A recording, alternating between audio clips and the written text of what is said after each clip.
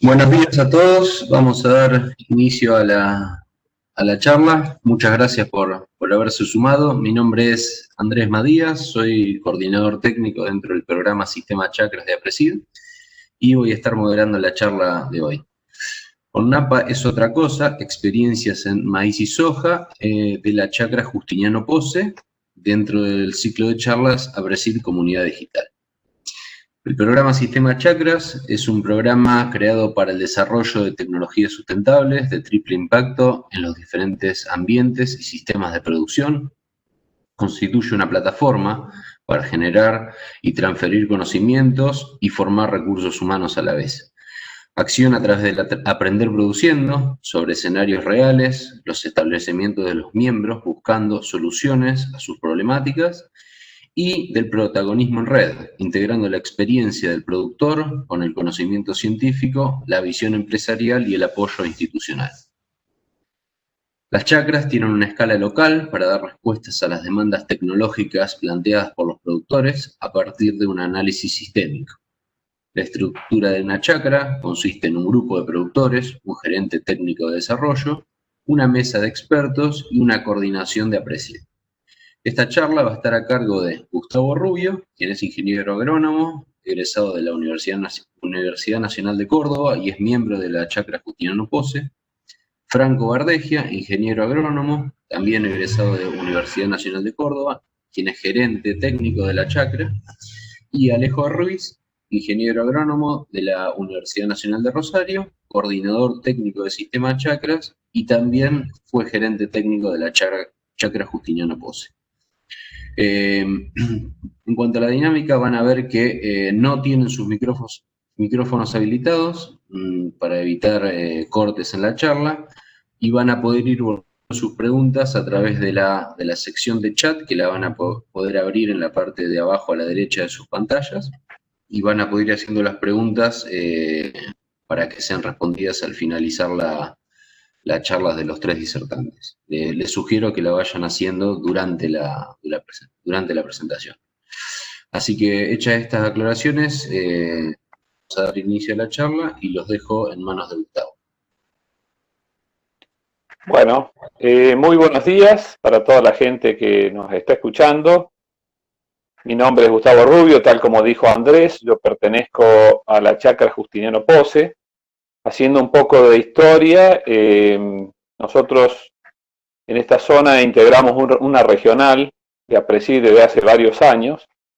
Somos un grupo de empresas, en general empresas medianas, solamente tenemos una empresa que es grande, el resto somos todas empresas medianas, muchas empresas familiares, y trabajamos principalmente en el sudeste de Córdoba, departamentos Unión y Marcos Juárez. Parte de la empresa está grande, trabaja también lo que es más al sur de Córdoba y al norte de La Pampa. La verdad que nuestra chacra trabaja un grupo humano, ahí como lo vemos en la foto que están presentando, realmente es un grupo muy bueno, nos conocimos muy bien mientras integramos la regional.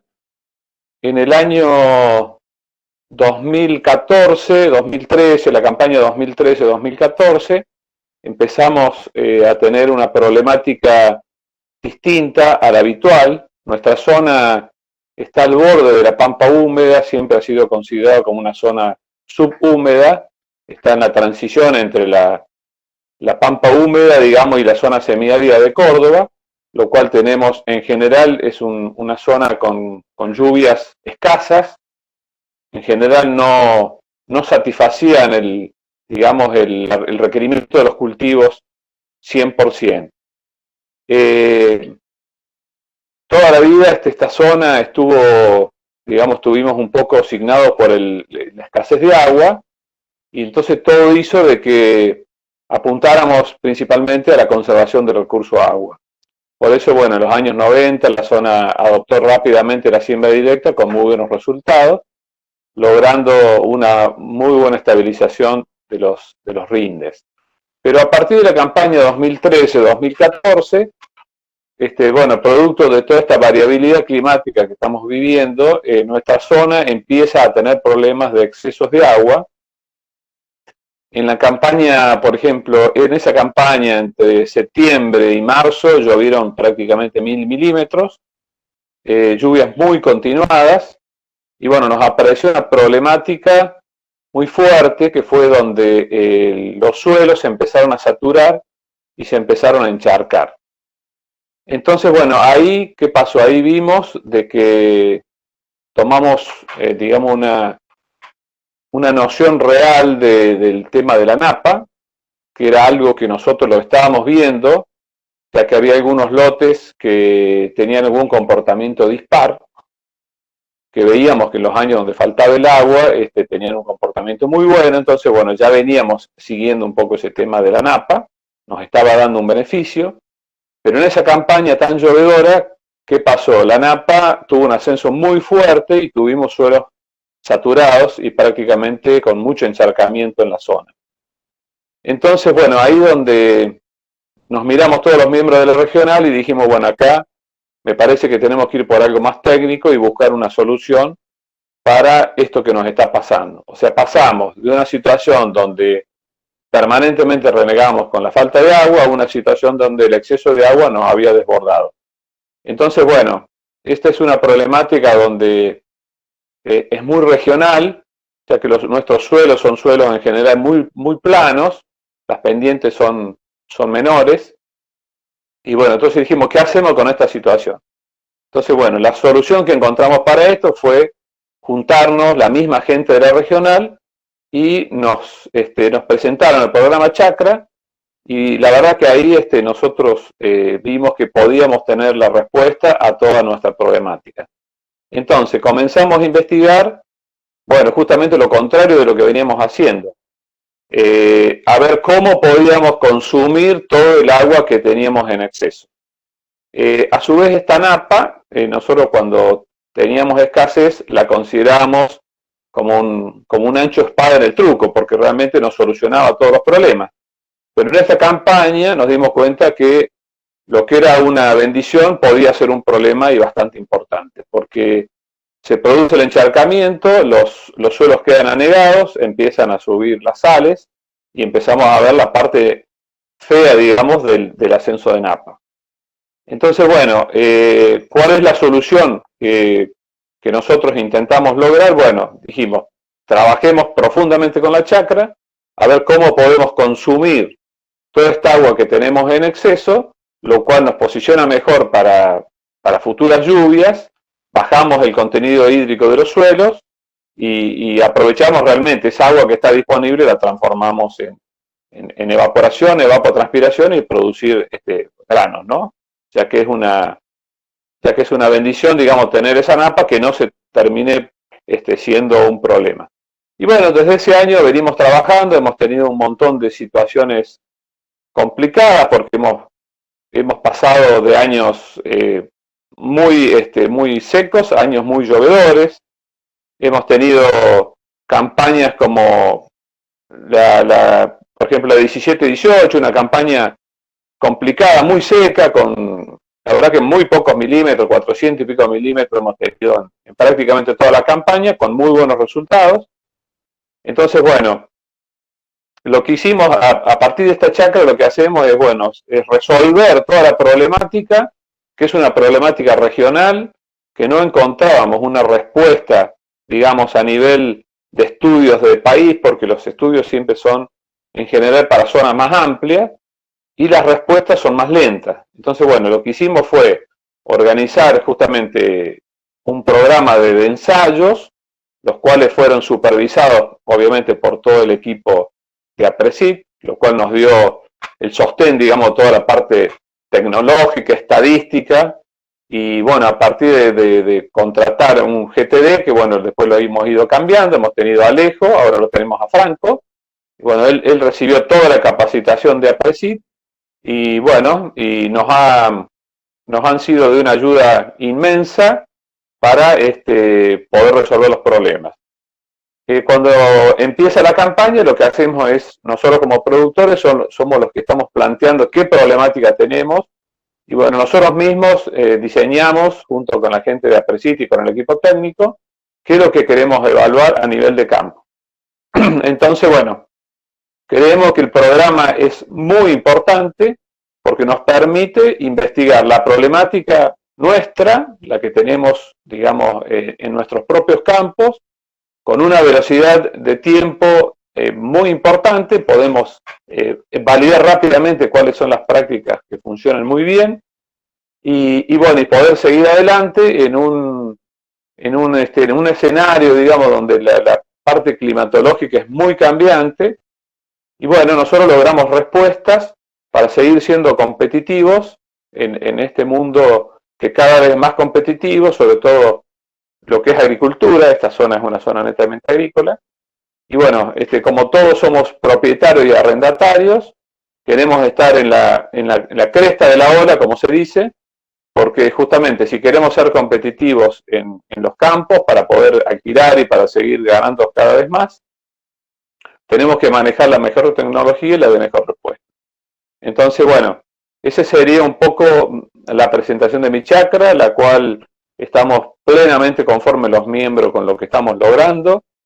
Y bueno, los instamos a los que quieran participar de este programa, que realmente es muy bueno, porque el productor es el eje del programa, donde nosotros tomamos las decisiones, decimos qué vamos a investigar, y bueno, el GTD y APRESID nos dan todo el soporte que necesitamos para que sea un trabajo lo más científico posible a nivel de campo. Muchas gracias.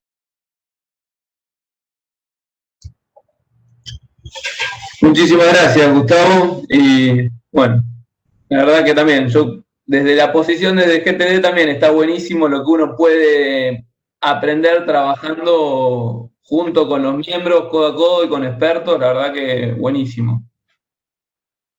Así que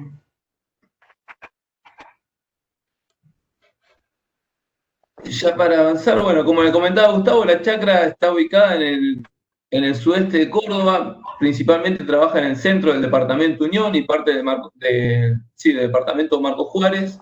Y la finalidad que tiene el grupo, o sea, los miembros de esta chacra, era esto de reducir la brecha productiva en sus sistemas de producción, teniendo en cuenta los ambientes con y sin napa, o sea, haciendo esa distinción. ¿Y por qué hacemos esta distinción tan importante, o sea, el con napa? Y, o sea, lo que vemos es el efecto que tiene la napa, o sea, tiene una capacidad de transferirnos entre 200 y 300 milímetros, o sea, le puede estar aportando a un cultivo de maíz o de soja esa cantidad de milímetros de una época de exceso a una época de déficit. Entonces nosotros podemos estar pensando hacer un maíz, o sea, de 10 toneladas o una soja capaz de 4.000, 4.500 kilos, nos van a estar consumiendo 500 milímetros, pero si además tenemos esos 200, 300 milímetros, tenemos mucho más agua disponible, y el tema es ver cómo, o sea, lo que empezamos a trabajar mucho es cómo podemos eficientizar, o sea, aprovechar, ya tenemos el agua para poder generar, transpirarla, generar más biomasa y que eso se transforme en más rendimiento. Y eso lo podemos hacer, o sea, capturando más radiación. Y bueno, esa fue una de las principales estrategias. Estuvimos trabajando en el caso de maíz y ahora también en soja, o sea, ver cómo poder capturar más radiación. En el caso de maíz, ya sabemos que si para generar más área foliar, el nitrógeno es fundamental para tener, o sea, más hojas más grandes y que estén verdes más tiempo. Y también, o sea, lo que trabajamos mucho también es la combinación de lo que es también con la densidad de plantas. Así que el grupo tenía esta pregunta, o sea, ¿cómo manejar el nitrógeno en maíz en fechas tempranas, en estos ambientes con napa? Nos planteamos tres interrogantes principales, o sea, uno era ver cómo es la respuesta al nitrógeno en los ambientes con napa, ver si estábamos, o sea, los productores se preguntaban si estaban fertilizando bien o si estaban quedando cortos, o sea, con las dosis de nitrógeno. Después una duda muy grande en el grupo, esto de si convenía fertilizar toda la siembra, si convenía trazarlo en B7, o sea, para que haya una mayor sincronía entre la oferta y la demanda del cultivo, y así poder, bueno, aumentar las eficiencias en el uso del nitrógeno. Y después, o sea, en base a esto, otra duda era, bueno, a ver, en base a qué indicadores de suelo, de manejo ambientales, o sea, podíamos predecir la respuesta a la fertilización nitrogenada. O sea, armar un modelo local para la zona de respuesta, sí, al agregado de nitrógeno en estos ambientes con NAPA. Así que estas tres preguntas las trabajé con una tesis de posgrado dirigido por Lucas Borrás y Fernando Salvagiotti, que es lo que vamos a ver ahora. Y después otra pregunta que teníamos era qué densidad debemos estar manejando en estos ambientes con NAPA, sobre todo la combinación de densidad con nitrógeno, también para ver cómo aumentar las eficiencias, la productividad del agua y los rendimientos, y que esto lo trabajamos mucho con la Universidad de Río Cuarto y con el grupo de Gabriel Espósito. Así que ya yendo a los resultados, hicimos series de ensayo en los lotes de los miembros de la chacra. Ahí pueden ver, esto lo hicimos en 3 campañas. Los puntos rojos es cuánto rinde el cultivo sin fertilizar, el rendimiento cero, o sea, de dónde estamos arrancando nuestros pisos. Y luego los puntos ya azules son los techos, o sea, hasta cuánto podemos aspirar en rendimiento. Los sitios están ordenados de menor a mayor. Y lo que primero se puede ver es que, bueno, los rendimientos de sin fertilizar, o sea, están yendo de 80 quintales a casi 125 quintales. O sea, estamos teniendo más de 45 quintales de diferencia entre dónde arrancan o sea, la capacidad de provisión de nitrógeno tienen nuestros suelos. Y los rendimientos máximos, en general, están más estables, o sea, lo pueden ver con el coeficiente de variación, o sea, en ambientes todos con NAPA, que ya dentro de todos los requerimientos hídricos están bastante cubiertos, con una dosis de nitrógeno muy alta, o sea, también estamos cubriendo los requerimientos, seguramente gran parte de los requerimientos de este nutriente, se puede ver que están llegando a techos un poco más similares, por esa menor variación. Y el otro punto importante a destacar es las brechas de nitrógeno, o sea, eso es cuánto, o sea, la brecha promedio, o sea, nos van o sea, esto es la brecha de nitrógeno, sería la diferencia que hay entre el rendimiento, o sea, sin limitante de nitrógeno, o sea, para nosotros fue la dosis de 240 kilos de nitrógeno aplicado y con el testigo. Y bueno, tenemos sitios que responden hasta 7.000 kilos y hay otros sitios que están respondiendo alrededor de 3.000, 2.500, 3.000 kilos. O sea, tenemos mucha diferencia en la respuesta al agregado de nitrógeno en los ambientes de la zona con NAPA. Yendo a la segunda pregunta, esto del momento de fertilización, cuándo era conveniente, todos estos sitios, estas dosis, o sea, hicimos curvas de respuesta, las mismas curvas a la siembra y en B6, y bueno, en B7, y acá pueden ver, o sea, es la diferencia del rendimiento entre la siembra y B7. O sea, si una barrita está hacia arriba, significa que fue conveniente fertilizar a la siembra en esa cantidad de kilos. Si la barrita está hacia abajo, fue conveniente fertilizar en B7. Así que primero, como pueden ver, o sea, hay sitios que fue conveniente fertilizar a la siembra, otros fue conveniente fertilizar en B7. Proporcionalmente, en nivel de kilos, o sea, es bastante inferior comparado a la respuesta esta de 4.500 kilos, o sea, este rango de 7.000 y 3.000 kilos que teníamos de respuesta al agregado de nitrógeno. Bueno, el factor momento pasó a ser, o sea, relativamente bastante menos importante. Además, lo vimos que fue errático, o sea, dependiendo de la combinación sitio-año, hubo sitios que fue conveniente en un momento, otros en otro. Esto lo probamos en 3 campañas, se pueden ver. Tratamos de asociarlo con el tema de lluvias, no lo vimos, o sea, sobre todo la campaña 18-19 llovió muchísimo, 900 milímetros, y no vimos una tendencia que fuera conveniente hacia B7, o sea, las pérdidas de nitrógeno, o sea, que eran contrario a lo que nos suponíamos. Y lo que sí llegamos a ver es que los mismos sitios están ordenados como antes, de menor a mayor, y bueno, o sea, en los sitios con los rendimientos sin fertilizar, los testigos menores, es donde más errático era. O sea, son sitios que aportan ya menos suelo y se vuelve más crítico el momento de fertilización respecto a sitios que tienen, ya sin fertilizar, nos están dando 120 quintales. Así que nos perdonan muchísimo más si fertilizamos en un momento o el otro, fertilizamos capaz un momento que era menos indicado. Así que, primero lo que vimos, o sea, es mucho más importante, bueno, ajustemos bien la dosis, el momento puede llegar a ser importante en algunas situaciones, como la campaña capaz que 16-17 hubo bastante diferencia más a favor de la siembra que B7, pero el tema ahí fue que se nos terminaron las lluvias, se nos clavaron las lluvias en todo lo que fue octubre y noviembre, y o sea, habíamos fertilizado, el nitrógeno estaba en el suelo, pero no disponible para el cultivo, o sea, no había entrado la solución del suelo, entonces el cultivo no lo pudo tomar hasta recién en floración. Eso nos pasó la campaña 16-17, que por eso hubo 2 sitios que fue bastante más, que capaz que sufrieron sí, déficit de nitrógeno, pero sobre todo en etapas tempranas. Lo que nos empezamos a interesar mucho con el grupo era, bueno, ver esto del rendimiento de los testigos, o sea, por qué hay lotes estos que nos están aportando 80 quintales y por qué hay otros lotes que ya sin fertilizar nos están rendiendo arriba de 120. Entonces empezamos a hacer en muchos sitios, o sea, empezar a sumar franjas sin fertilizar. Acá pueden ver, o sea, ya llegamos más de 40 franjas.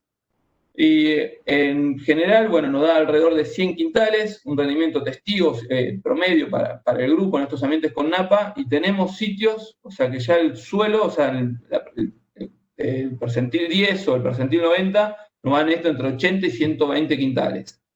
Y lo que hicimos en esto es estas franjas sin fertilizar, es cuando llegan a madurez fisiológica, 3/4 de línea de leche, ¿verdad? O sea, es cortarlas al ras, en la base del tallo, y medirle las concentraciones de nitrógeno en grano y en la planta. Entonces uno puede calcular, hacer una estimación de la mineralización aparente de nitrógeno que tiene ese suelo. Entonces, lo que, bueno, acá pueden ver, o sea, estamos con suelos, depende mucho del rendimiento del 0N con la mineralización aparente, y estamos con suelos que nos están aportando 95, 80, 95, y hay otros suelos que nos llegan a aportar hasta 150, 160 kilos de nitrógeno. O sea, hay una diferencia bastante grande, o sea, estamos hablando, es casi, sí, 60 kilos, o sea, estamos hablando de más de 120 kilos de urea de diferencia entre lo que puede estar demandando un suelo versus otro. Así que estas curvas de fertilización que teníamos de muchos sitios, acá pueden ver, o sea, hicimos, sí, bastantes curvas, y la idea era, bueno, tratar de estimar cómo era, qué características de manejo del cultivo y de variables ambientales nos podían permitir saber, o sea, de dónde estábamos arrancando nuestra curva, o sea, decir, el rendimiento nuestro cero, sin nitrógeno, porque no es lo mismo arrancar una curva, o sea, un modelo de fertilización desde 80 a 120, y después, o sea, con qué respuesta, o sea, la pendiente. Entonces trabajamos, evaluamos bastantes variables, ambiente, de manejo, de todas estas, muchas de suelo, como las pueden ver ahí. Las que nos dieron más importantes, o sea, las más significativas, fueron los nitratos medidos a la siembra, la mineralización aparente, que es esto de la capacidad que tiene el suelo de dar de nitrógeno. El único problema de esta mineralización aparente, que es un dato post-mortem, o sea, uno tiene que haber hecho ya el cultivo, y bueno, estamos tratando de ver cómo podemos, es más fácil estimar, hacer franjas sin fertilización y estimar eso, capaz que hacer millones de curvas. Entonces estamos, bueno, todavía trabajando un poco en eso, en poder estimar la mineralización aparente de nitrógeno de los suelos.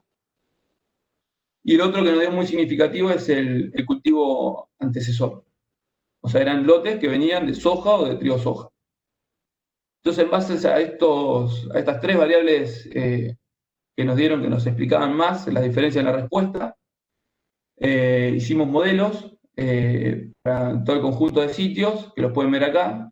El primero, bueno, es con la mineralización aparente de nitrógeno. No es lo mismo estar en un lote que partimos tiene una capacidad de aporte de nitrógeno de 80 kilos, una mineralización aparente de 80, o que de 160. Tenemos 2 curvas muy distintas. Las dosis óptima económica también van a ser muy distintas.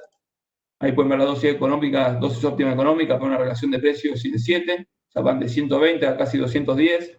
Es bastante la diferencia.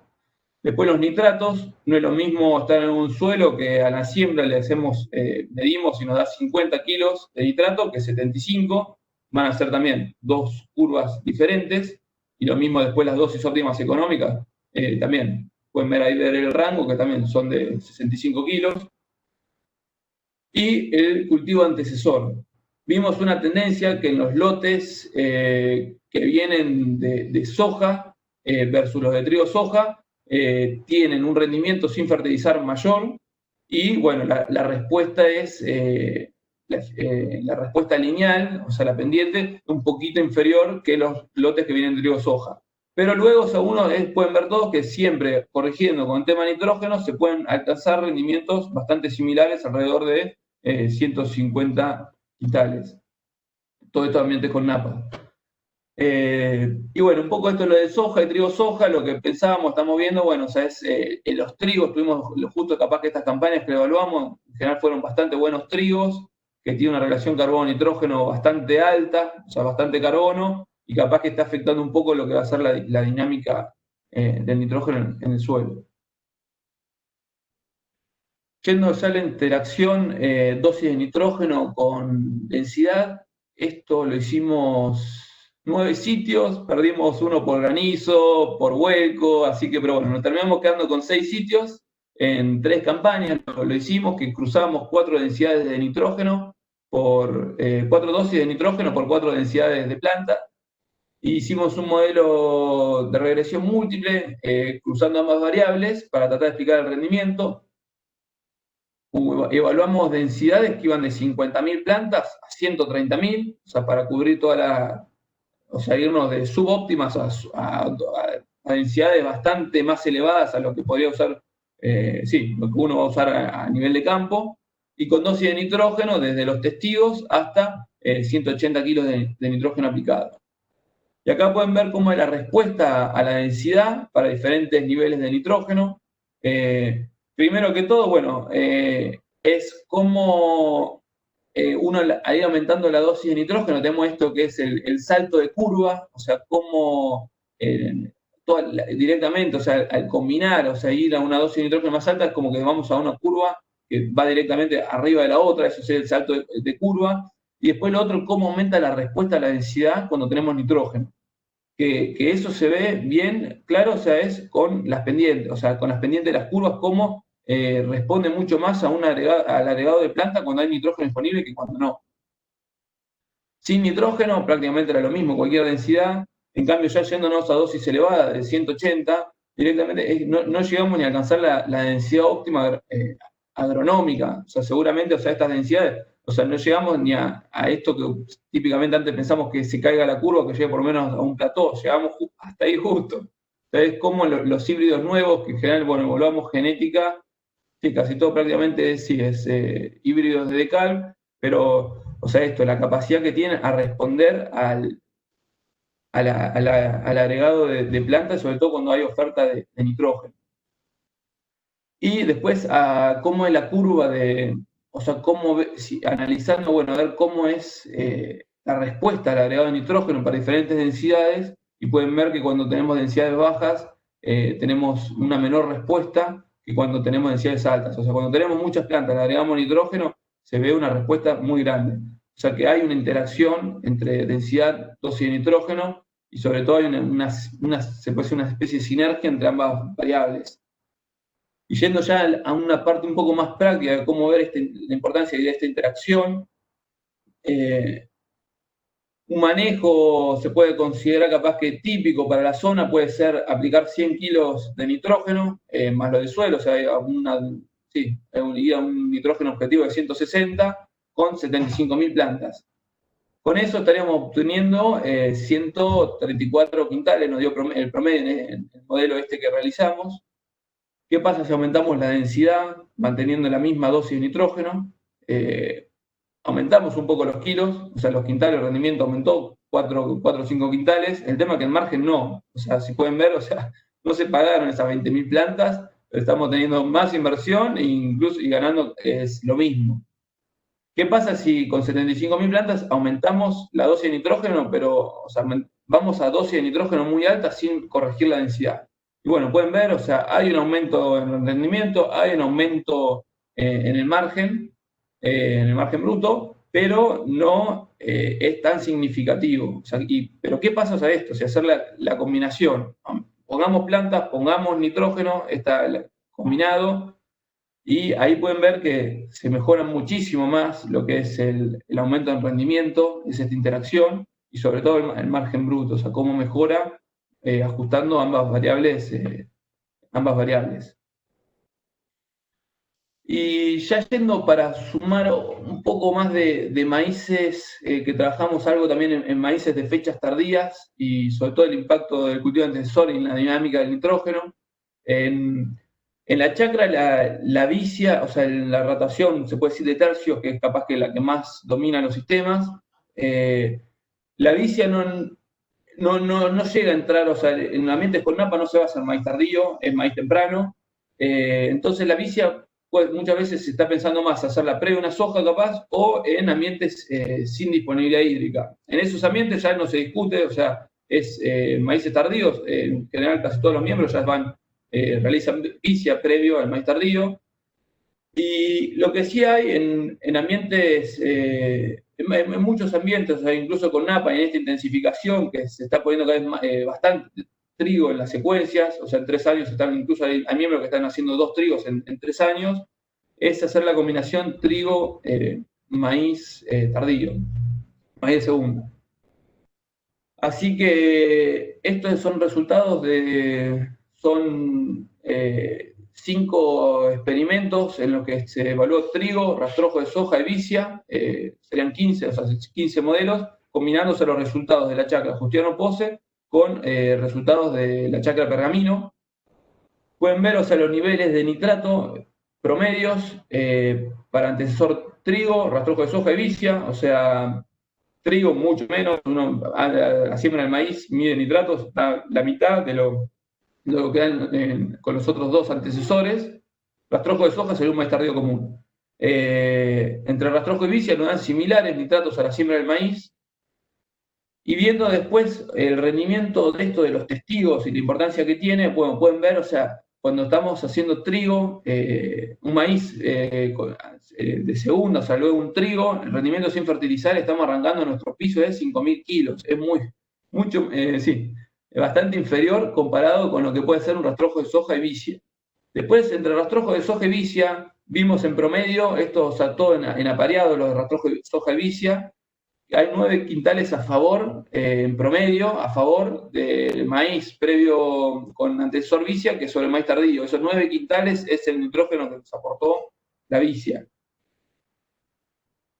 Y yendo a modelos de fertilización, a diferencia del resto, esto está puesto suelo más fertilizante. Y bueno, pueden ver cómo por antecesor vicia, lo primero, o sea, no hay respuesta, no vimos respuesta, estos son 5 sitios, no vimos respuesta al agregado de nitrógeno, siempre maíces tardíos. Con un maíz tardío común, o sea, con rastrojo de soja como antecesor, hay una pequeña respuesta errática, muy errática, que bueno, APRESID trabajó mucho con la red de maíces tardíos, que si tienen más información de esto, cualquier cosa nos escriben, pero bueno, con el maíz tardío es más errática la respuesta, hay que tener en cuenta los nitratos, sobre todo el tipo de suelo. Y con el tema del trigo es evidente que sí, maíz arriba de un trigo hay que fertilizarlo y con dosis bastante elevadas. La dosis óptima económica nos da de 200 kilos de nitrógeno. Esto suelo más fertilizante, o sea, es estar aplicando en promedio, nos dio, o sea, con una relación de precio de 7, hay que estar aplicando alrededor de 160, 170 kilos de nitrógeno a los maíces arriba de trigo. Se pueden obtener muy buenos rendimientos.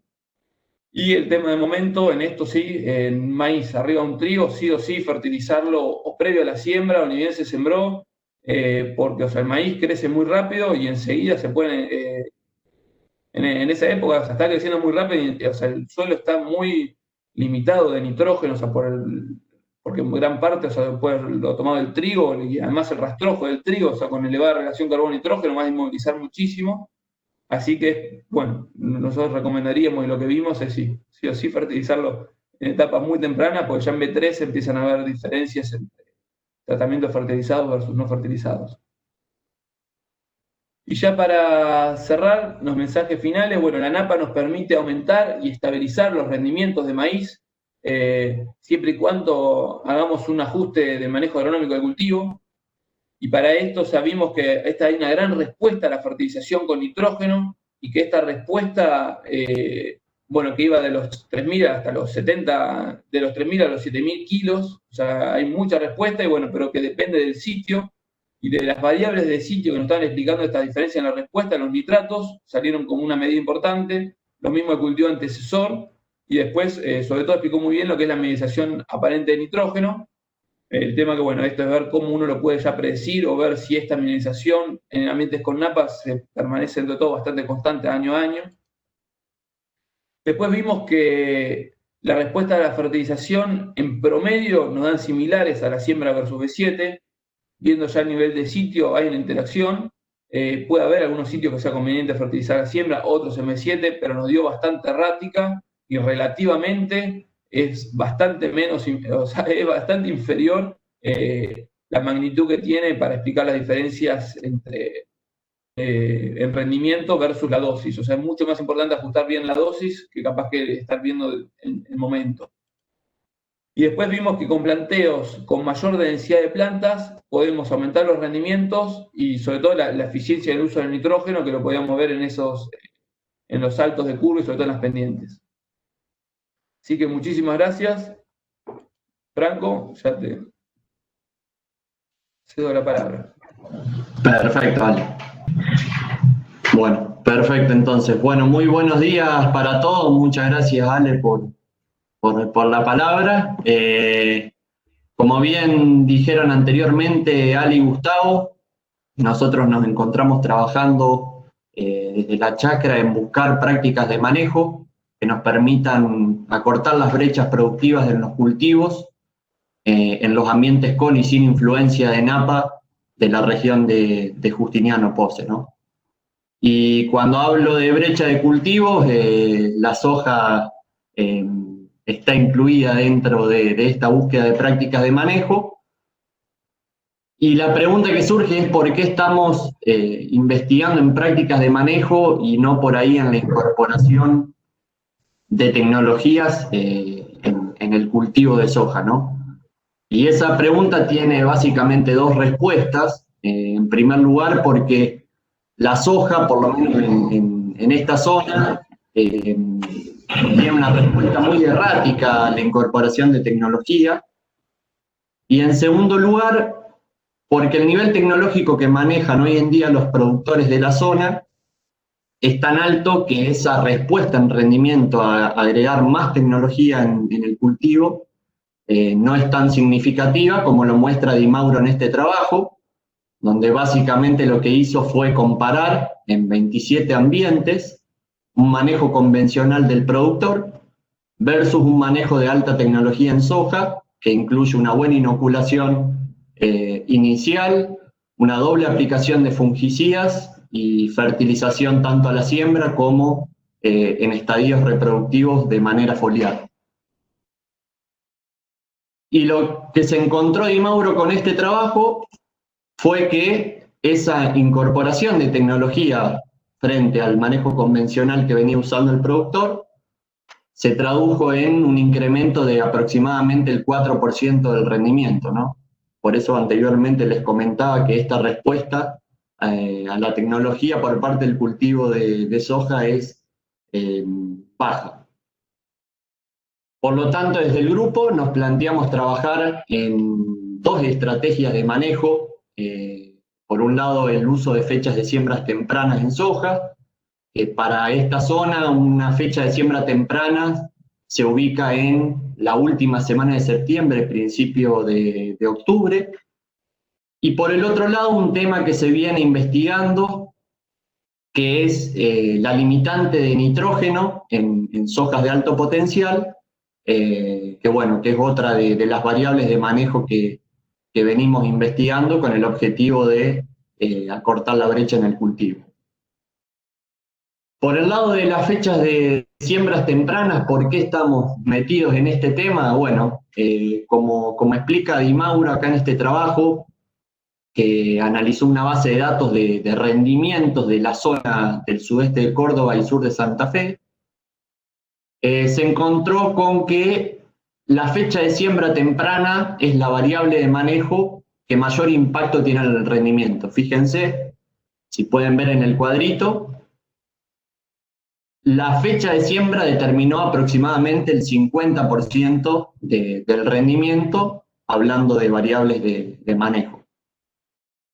Y por el otro lado, por lo que decía Borrás en 2019, también analizando una base de datos de rendimientos de la zona, se encontró con que las fechas de soja sembradas a partir del 17 de octubre en adelante mostraban una caída de rendimiento de aproximadamente 35 kilos por día. Entonces, la campaña pasada lo que hicimos fue llevar esta experiencia a campo. Hicimos un análisis de 5 fechas de siembras a lo largo de todo el mes de octubre, combinando con el uso de diferentes grupos de madurez para ver cuál es la variedad que mejor comportamiento tiene a las fechas de siembras tempranas en nuestra zona. ¿Y con qué nos encontramos? Bueno, de este cuadro se pueden destacar dos cuestiones. Por un lado, que los mayores rendimientos los obtuvimos cuando la soja fue sembrada en fechas de siembras tempranas, en el 9 de octubre en nuestro caso. Y por otro lado, que los grupos 4 medio y 4 corto son los que mejor comportamiento tienen a estas fechas de siembras tempranas en la zona de Justiniano Pozzi. Fíjense también para ver cuáles fueron los resultados de esta campaña en otra experiencia, que esta experiencia, el cuadro de la derecha fue llevada a cabo por Federico Pagnán, el INTA Justiniano Pozzi, que participa como experto de la chacra. Si se fijan, los resultados que obtuvo él a nivel de microparcelas fueron muy similares a los que nos encontramos nosotros con los resultados a nivel de lote. Fíjense que las variedades 4 corto y 4 medio fueron las de mejor comportamiento en fecha de siembras tempranas, y a medida que la fecha de siembra se atrasaba, los rendimientos iban decayendo. Si hablamos ecofisiológicamente de con qué factor nos encontramos que determinó que las fechas de siembras tempranas fueran las de mayor rendimiento, vemos algo que decía Baigorri por el 2003, que nosotros cuando sembramos soja en fechas de siembras tempranas, estamos ubicando el periodo crítico del cultivo primero en una época donde las condiciones son óptimas, tenemos alta radiación, buena temperatura, y por otro lado lo que hacemos es prolongar la duración del periodo de R3 a R6. Y si se fijan, esta prolongación del periodo de R3 a R6 que tuvimos en las fechas de siembras tempranas, se tradujo en una mayor acumulación de radiación por parte del cultivo de soja. Esa mayor acumulación de radiación en ese periodo de R3 a R6 se tradujo también en un mayor número de granos producidos por metro cuadrado, y ese mayor número de granos producidos por metro cuadrado terminó siendo el componente de rendimiento de mayor peso sobre el rendimiento, teniendo una correlación entre el número de granos y el rendimiento, es decir, a mayor número de granos que producíamos por metro cuadrado, mayor rendimiento tuvimos por parte del cultivo. Y justamente la fecha de siembra que tuvo mayor producción de granos por metro cuadrado fueron las fechas de siembras tempranas. Bien, para hacer un cierre de este tema, que me parece interesante, digamos, analizar ciertas cuestiones de las fechas de siembras tempranas. En primer lugar, como dije anteriormente, los grupos de madurez 4 fueron los que en fechas de siembras tempranas maximizaron los rendimientos, ya que prolongaron la duración del periodo crítico, ubicándolo en una época de excelentes condiciones ambientales, como decía Baigorri. Pero lo que vimos también es que a la hora de nosotros pensar en fechas de siembras tempranas, tenemos que ubicar estas fechas en lotes donde la disponibilidad hídrica no sea limitante. ¿Por qué? Porque estamos ubicando el periodo crítico del cultivo en una época en donde es muy factible que podamos llegar a tener algún tipo de estrés térmico por las altas temperaturas en las que nos encontramos. Y por último, que el número de granos fue la componente de rendimiento con mayor peso sobre el mismo.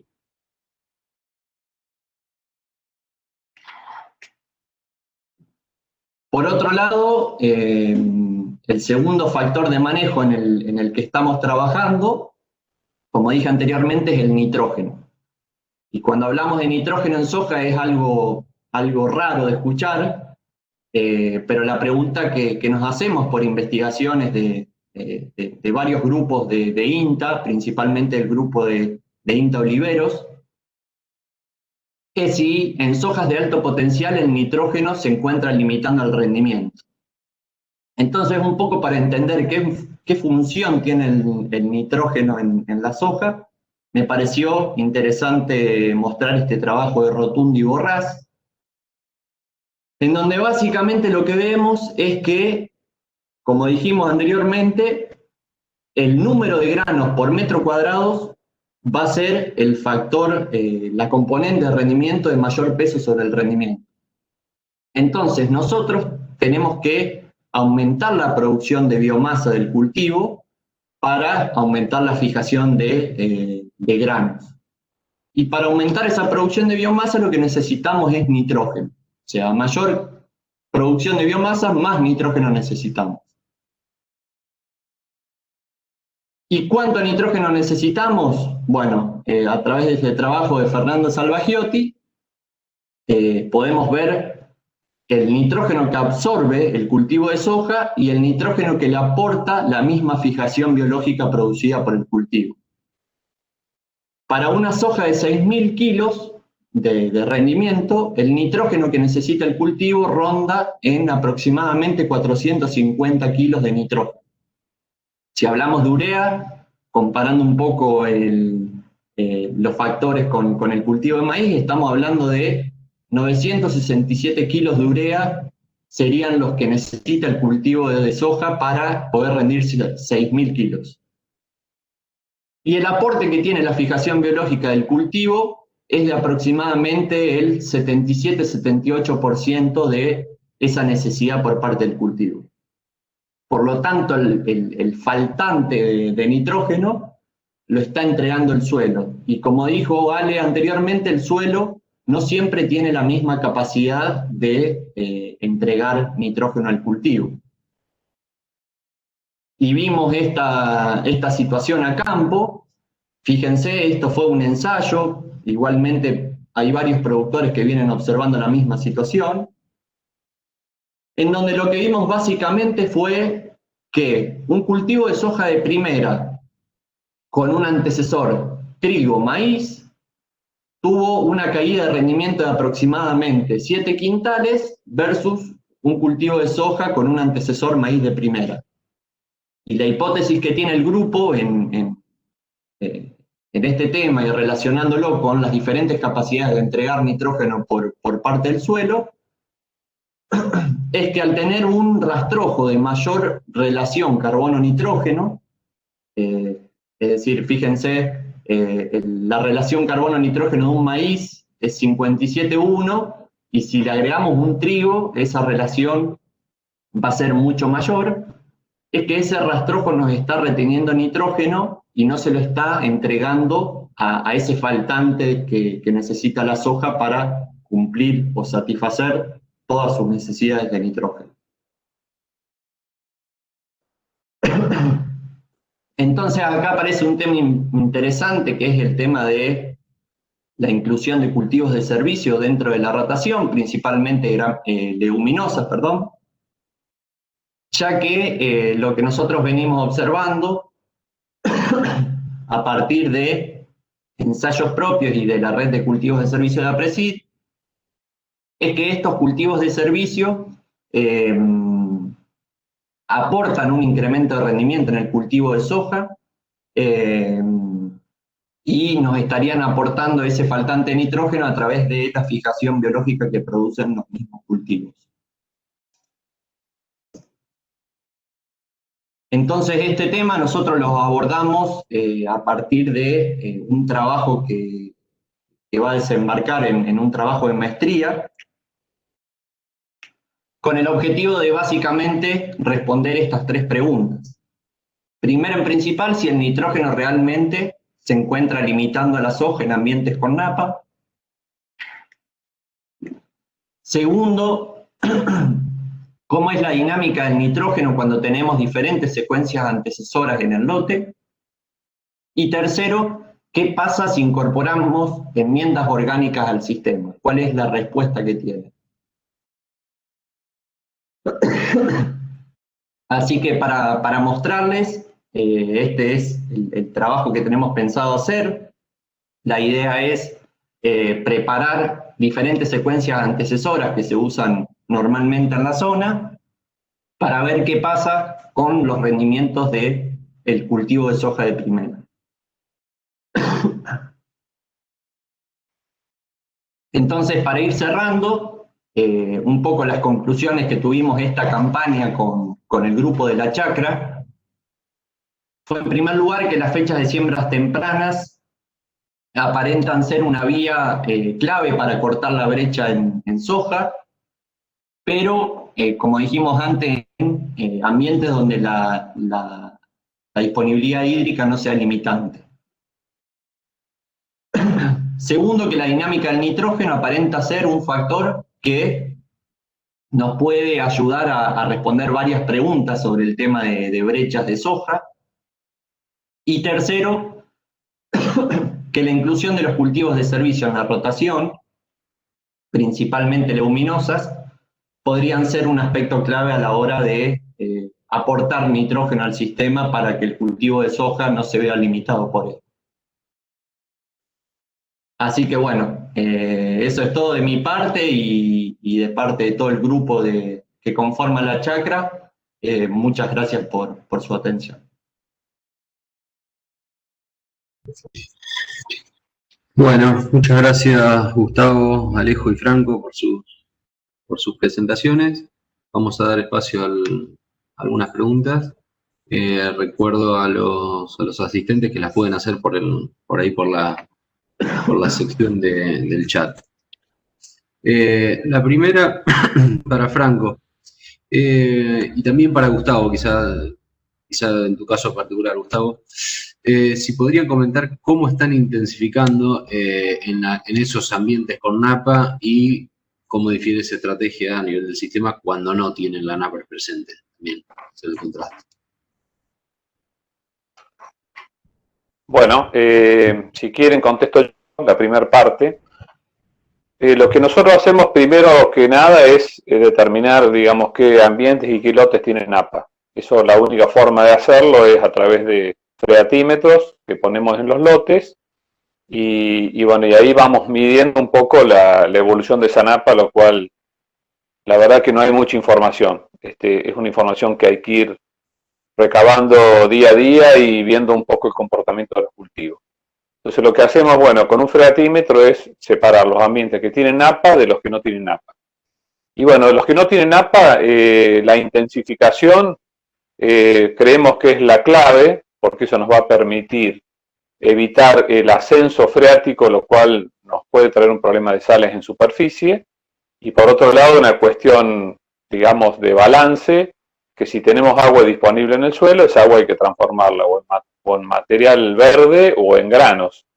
Entonces, bueno, estamos probando todas las formas y combinaciones habidas y para ver que podamos en cuanto a que nos den los ciclos de los cultivos, también de que hay otro problema que es el tema de no solamente los ciclos de los cultivos, sino también el tema de rastrojos, cómo se va incrementando la cobertura de rastrojo y eso a su vez nos trae algunos problemas técnicos operativos. Entonces, bueno, el concepto es que el suelo esté siempre cubierto y no con rastrojos, sino yendo a lo que es, digamos, la situación pristina de nuestros suelos, donde básicamente había cultivos todo el año, con gramíneas, posteriormente en años atrás con alfalfa, con cultivo de pastura, pero bueno, tratar de reemplazar esa situación con cultivos anuales. Y bueno, en eso entra básicamente trigo, soja y maíz, y ahora bueno, la introducción también de la vicia y la combinación de todos esos cultivos para que siempre estén disponibles. También hemos usado cultivos de cobertura de gramíneas, como el caso de triticales, centeno, avena, y las combinaciones también que estamos probando ahora entre, digamos, vicia, centeno. También se han hecho algunas pruebas con otras especies para cultivo de cobertura, como fue la red que está haciendo también Apresil. Así que bueno, el tema es ese. Yo creo que el concepto fundamental es siempre el suelo con un cultivo verde para que esté transformando el agua en materia útil.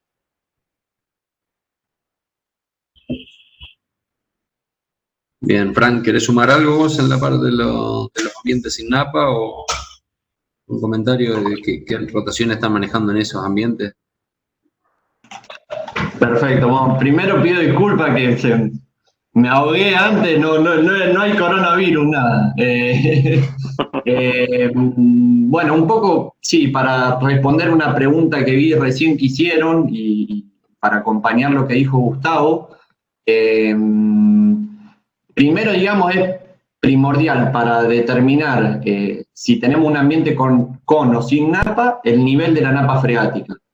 Ese, digamos, es el factor clave, y también a qué profundidad la tenemos. Digamos, por ahí si tenemos una napa a 3 metros, se puede considerar un ambiente con napa, pero es muy difícil que el cultivo la llegue a aprovechar. Entonces yo creo que un ambiente con napa útil para el cultivo probablemente sea un lote con una napa a 2 metros, 1,5 metros. Y sí, en cuanto a lo que venimos trabajando de la chacra, la idea es intensificar las secuencias para hacer un uso más eficiente del recurso agua y de todos los recursos. Y hoy en día estamos trabajando en el análisis de la rotación maíz, trigo-soja, una secuencia con alta proporción de gramíneas y bueno, doble trigo-soja, que tiene sus ventajas a nivel de intensificación, pero que este año en particular, con el tema de las fuertes heladas que tuvimos y de los periodos secos que venimos teniendo, estamos viendo algunas cuestiones, digamos, que conducen a que estos grandes volúmenes de rastrojo pueden llegar a ser una gran... Por eso son cuestiones, digamos, para ir ajustando mediante el manejo y la implementación de estos sistemas. Bien, perfecto. Ale, ¿y vos podrías aportar sobre la primera pregunta que dice cuál es la profundidad ideal de la napa para soja y para maíz? A ver, sí, me parece que, o sea, la napa nosotros normalmente nuestro no es algo estático que está en una profundidad, fluctúa en bandas. Podemos tener, o sea, nosotros para mí, o sea, hay lotes que son con napas muy cercanas, que fluctúan desde el medio metro, por no decir superficie, hasta los 2 metros, 2,5 metros, o sea, que fluctúan en ese rango. Hay otros lotes que tienen bandas que fluctúan, capaz que decirte, cuando está muy cerca, sea los 2 metros, pero después puede ser que descienda hasta más de los 4, y hay sitios que directamente o sea, con freatímetro hasta los 4 metros nos pescamos la napa. Así que algo que fluctúa bastante dentro de la misma campaña y entre campañas, este factor napa.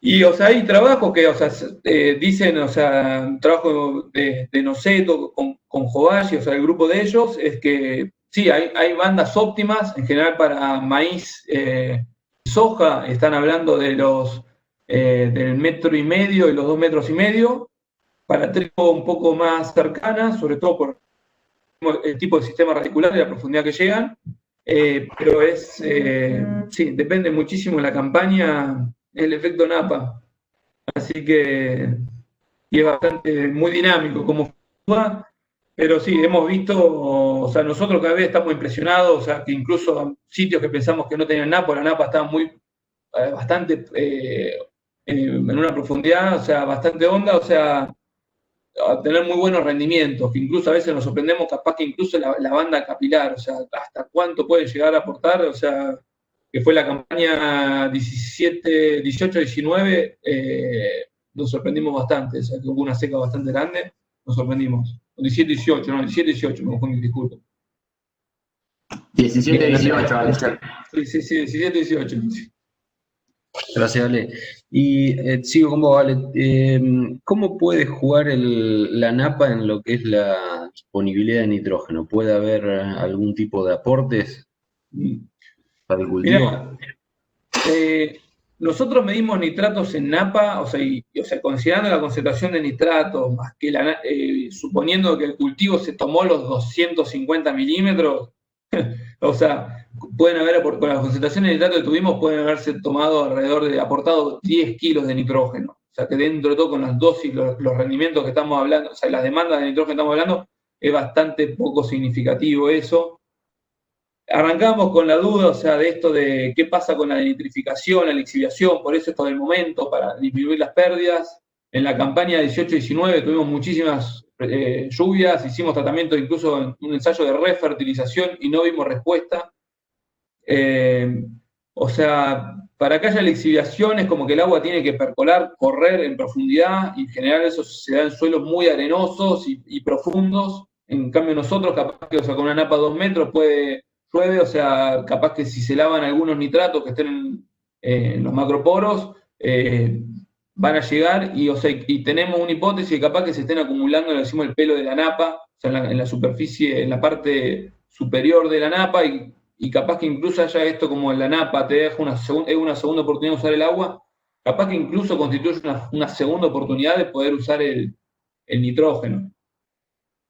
Y me parece otro factor importante es que en general estos ambientes con napa, en general el perfil permanece húmedo durante más tiempo, así que yo no sé si también, o sea, otra hipótesis que tenemos es si no está habiendo una mayor mineralización de nitrógeno por tener más tiempo el suelo húmedo, que por eso también, o sea, tenemos con suelo que nos están mineralizando bastante. Así que bueno, son dos hipótesis, no lo probamos, la verdad que no es tan simple tampoco estudiarlo en detalle, ver causa-consecuencia, pero creemos que pueden ser dos explicaciones. Bien, Ale. Para Gustavo o Franco, cualquiera de los dos, junto dos preguntas que hizo Marcos. Primero es cómo manejan la cantidad de rastrojo, ya que al intensificar se empieza a puede haber complicaciones, que se utilizan, qué método están usando.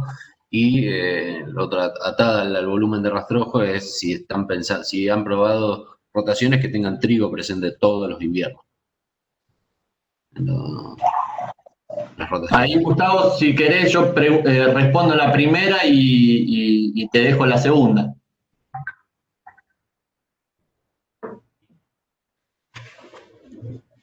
Me avisó Gustavo que se le cayó en internet. Se cayó Gustavo, sí. Perfecto. Bueno, en referencia a la primera pregunta, en esta secuencia maíz, trigo, soja, la idea para controlar los volúmenes es utilizar diferentes variedades de trigo que tengan diferentes producciones de biomasa del cultivo, ¿no? Hoy en día la idea que tenemos es implementar como primer trigo un baguette 750 que tiene alta producción de rastrojo, y seguirlo con un trigo como puede ser algarrobo, por ejemplo, que en tamaño o en cantidad de rastrojo que deja post cosecha sea mucho menor y que después no nos afecte en el tema de la siembra de soja, perdón. Pero sí, es una cuestión para ir analizando. En la zona hay varios productores que están tratando de ver qué métodos encontrar para no perturbar el suelo y tratar de disminuir la cantidad de rastrojo en superficie, así que es un tema que, digamos, no está del todo controlado. No te podría decir un punto bien clave en ese tema. Y la segunda pregunta, sí, la idea de varios de los productores de la chacra es que en lotes donde la napa se vuelve una amenaza por la distancia en la que se encuentra, digamos, la profundidad en la que se encuentra, son lotes con napas muy cercanas a superficie. Entonces la idea es intensificar todos los inviernos, mayormente con un cultivo de renta como el trigo, para, por un lado, controlar la napa y por otro lado, tener una rentabilidad de ese cultivo y que así la napa no se vuelva un problema para el lote y para el cultivo estival posterior. Andy, si te parece, sumo un segundo, que me parece importante. Dale. O sea, lo que vemos en general con la napa y esto, o sea, la ventaja capaz de tener un doble cultivo es que en general cuando el cultivo está bien desarrollado, que cubrió el surco, está bien implantado, o sea, y está consumiendo agua, no tenemos problema de agua. O sea, si tenemos un excedente en septiembre, octubre, noviembre, en general los mejores lotes, los que mejor la van a pasar son los lotes que justo están con trigo. Lo mismo, o sea, cuando tenemos un excedente en diciembre, probablemente el maíz, que está ya más avanzado que una soja, se comporte mejor. O sea, es muy importante tener el cultivo activo consumiendo agua, que eso, o sea, si en caso de ocurrir un excedente que suba la napa, ese va a contribuir mucho a nuevamente sacar el agua del lote, como decir de una manera. Así que es importante, sí, tener cuanto más tiempo el suelo con cultivo activo para mí, y bueno, también puede ser, sí, diversificar. Bien. Fran, una pregunta práctica. ¿Cómo se construye un buen freatímetro? Si puede dar algunas claves para aquellos que estén interesados. Perfecto, bueno, primero por ahí hay, para recomendación, hay varios trabajos de Pablo Volati, de Alejandro Dorch, de la Chacra de los Urgentes en Riville, que indican, digamos, cómo es la construcción de un buen freatímetro, pero rápidamente es un tubo PVC de 2 milímetros de diámetro, perdón, de 50 milímetros de diámetro y de 4 metros de largo. Lo que se hace es realizar perforaciones en los últimos 80 centímetros del suelo, del caño, con un barreno del mismo diámetro del tubo PVC, hacer un hueco, colocar el caño, taparlo por debajo, colocarlo, tapar la superficie o el reborde superficial del caño y colocarle una tapa arriba para que no ingresen bichos, agua de lluvia y demás. Y una vez pasadas las 48 horas de esa instalación, ya se puede acceder a la medición de la napa.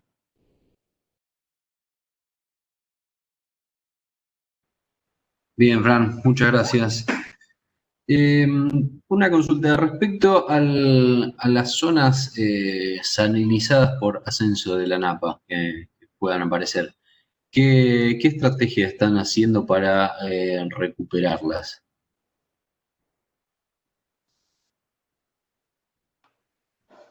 Bien, bueno, desde nuestra chacra lo que estamos viendo es que esas zonas se encuentran en partes del lote donde el anegamiento fue prolongado, es decir, que tuvimos mucho tiempo el agua acumulada en superficie, y como decía Gustavo al principio, las sales subieron y una vez que se fue el agua, quedaron instaladas en la parte superficial.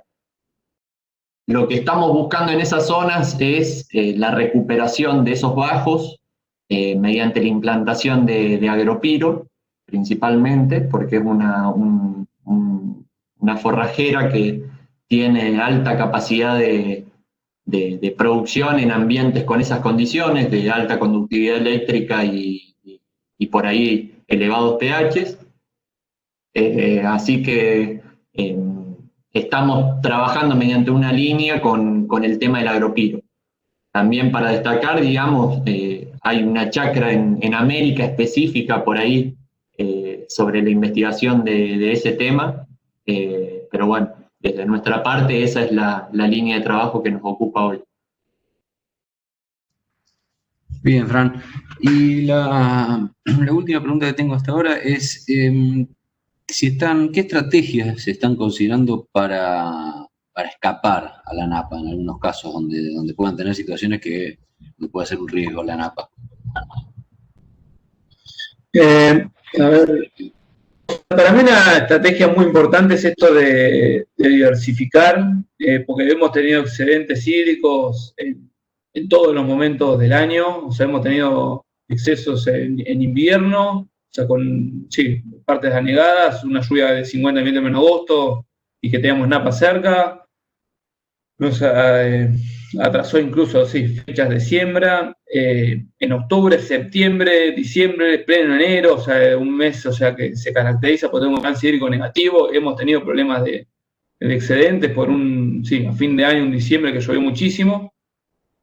Así que creo que lo importante es diversificar y poder establecer los cultivos, o sea, de que el cultivo ya esté bien implantado. O sea, para la etapa más crítica de todo cultivo con el excedente hídrico, el encharcamiento, la napa en superficie, es eso, el tema sobre todo de la siembra, o sea, y la emergencia, B2, B3. Ese es el momento más crítico. Entonces, algunos productores que ya saben, o sea, con napa 70 centímetros, no es que le tienen miedo, mejor me da tardío, no, o sea, incluso hay trabajos, o sea, del grupo de Lucas Borrás, que ven que con fechas de maíces pasando tardío, con lotes con napa, puede tener hasta un efecto negativo.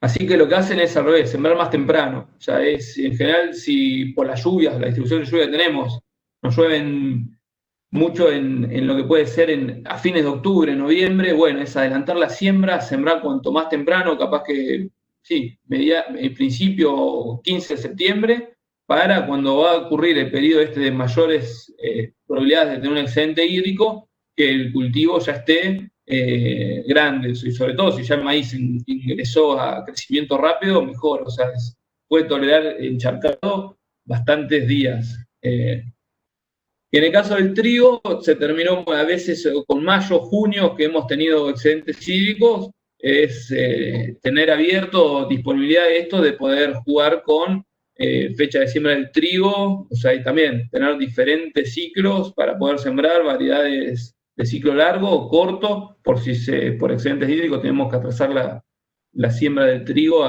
ya hacia fines de junio o julio.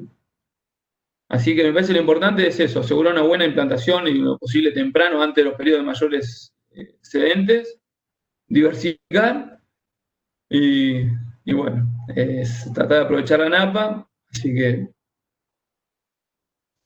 parece que eso. Bien, Ale, muchas gracias.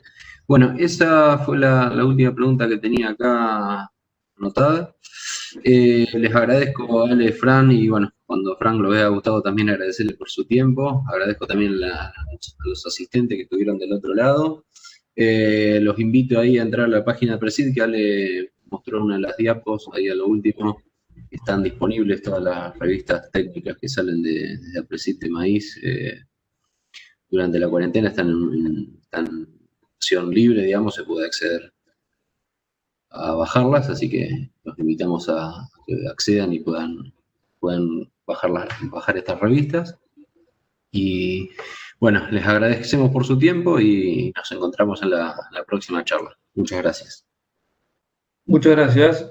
Hasta luego, gracias.